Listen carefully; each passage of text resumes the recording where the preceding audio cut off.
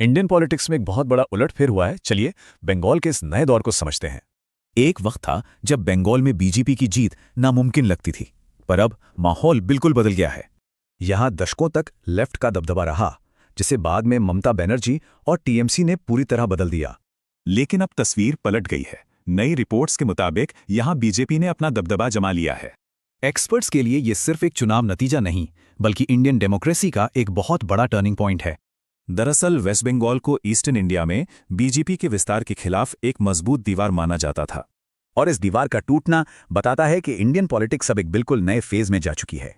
इस उलटफेर का असर काफी बड़ा है।